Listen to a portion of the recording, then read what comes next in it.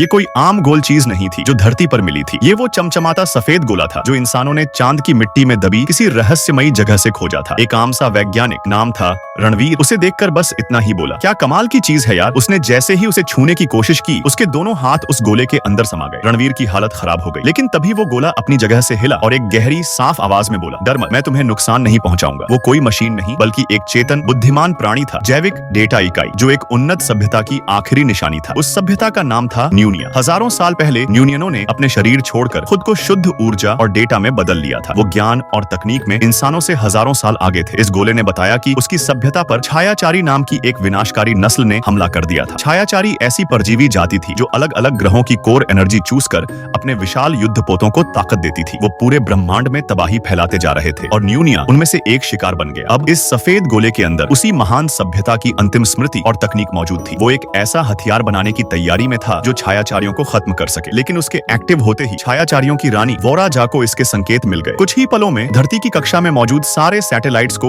एक अजीब energy wave ने जला दिया। सब कुछ ठप हो गया। फिर ब्रह्मांड की सबसे डरावनी चीज दिखाई दी। वोराजा खुद एक जैविक कवच पहनकर युद्ध में उतर आई थी। उसकी विशाल मदरशिप से सैकड़ों छोटे यान धरती की तरफ बढ़ने लगे, जिनका निशाना था जोन 51। अब इंसानों के पास सिर्फ एक ही रास्ता बचा था, रानी को हराओ, क्योंकि जब तक वो जिंदा है तब तक छायाचारी कभी नहीं रुकेंगे। रणवीर अब अकेला नहीं था, उसके साथ वो ऊर्जा गोला था जो एक हथियार बन चुका था। साथ में धरती की आखिरी फौज जो अब एक उम्मीद थी। ये लड़ाई अब सिर्फ धरती की नहीं थी, ये लड़ाई थी वजूद की, स्वतंत्रता की और भविष्य की।